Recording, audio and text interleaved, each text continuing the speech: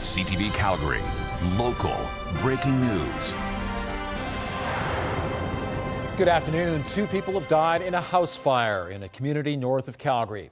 The fire broke out yesterday morning on 1st Avenue in Torrington, about 100 kilometers north of Calgary.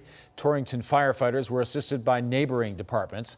The home was engulfed in flames when first responders arrived. Once it was safe to enter, officials discovered the remains of a 57-year-old man and a 38-year-old woman who both lived in the home.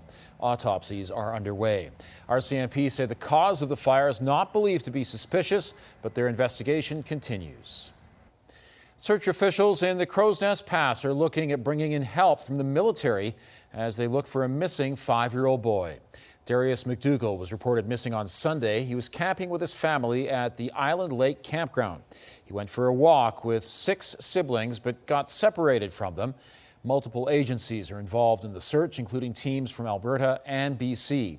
The current search radius has been doubled to more than 6 kilometers.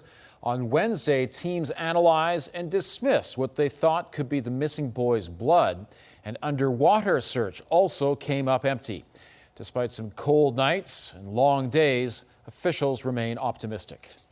Our Mercy Coordination Center out of Leduc is in constant consultation with all resources that might be able to provide support to the search.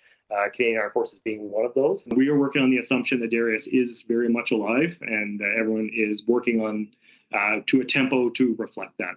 We very much still believe him to be alive and are not letting up the search efforts as a result of that. Darius has autism, which may prevent him from responding to other people. An event shedding light on intimate partner violence has paid tribute to a young woman recently killed in Calgary. End Violence Everywhere held its Purple Rains event at Dean House Wednesday night. It brought together community leaders, advocates, and allies to fight violence against women and support survivors and families. The event honored Madison Cobb. The 23-year-old was shot to death in a Haysboro parkade on July 19th. Her ex-boyfriend, Devin Malik, is charged in her death and at the time of the shooting was under a court order to have no contact with her. Organizers say her story underscores the urgent need for systemic change. And she should be here. For the laws of this country that allowed her ex-boyfriend, her abuser, to be out of jail, out on bail, with a simple restraining order, which is, a useless piece of paper. She is dead. Cobb's parents were also in attendance. Malik is charged with first-degree murder and remains in custody. The risk of wildfires on the rise in Alberta amid the hot weather this September. The province has increased the wildfire danger in the Calgary forest area to very high. Warm, dry, and gusty conditions are contributing to the elevated risk, along with the lack of rain in the forecast. Fire advisories and restrictions are in place for a portion of the forest area. You can get a detailed look at albertafirebans.ca. A new Royal LePage survey shows real estate market conditions in Alberta may be improving for first-time home buyers. It cites declining interest rates and softening prices compared to recent years.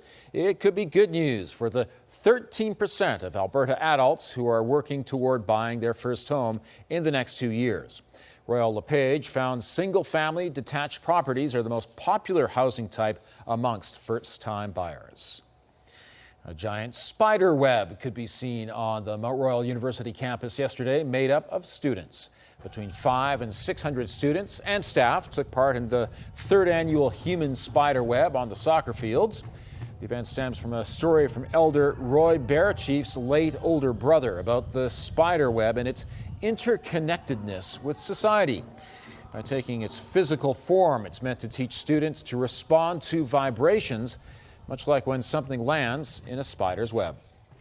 A Blackfoot story of creation, of how the Creator, after making the world, had the spider web gifted to the people so that the vibrations, the interconnectivity allows people to help and support each other. And as we're doing this as part of Mount Royal's journey to indigenization, as we approach the National Day for Truth and Reconciliation, it's a chance for people to get out, to learn, to listen. Students also wore orange shirts in honor of the upcoming National Day for Truth and Reconciliation.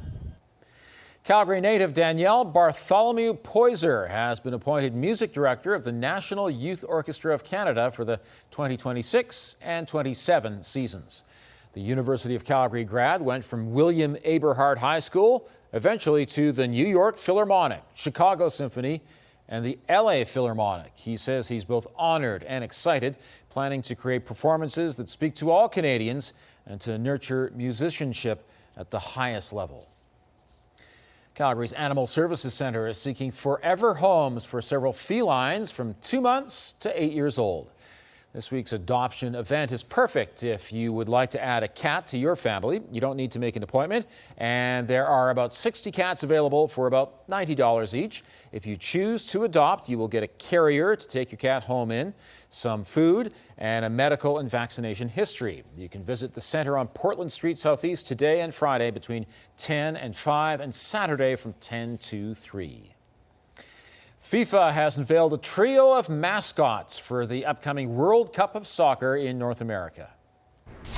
Good morning, Canada time to check. There's one mascot for each host nation. Maple the moose represents Canada, Zayu the jaguar represents Mexico, and Clutch the bald eagle represents the United States. FIFA says the characters reflect the vibrant culture, heritage, and spirit of their nations. The mascots will also be playable characters in a new soccer video game called FIFA Heroes. The World Cup happens in June and July of 2026. Thanks for joining us. We'll have more on the top stories coming up on CTV News at 5 and 6 or anytime online at ctvnews.ca/Calgary.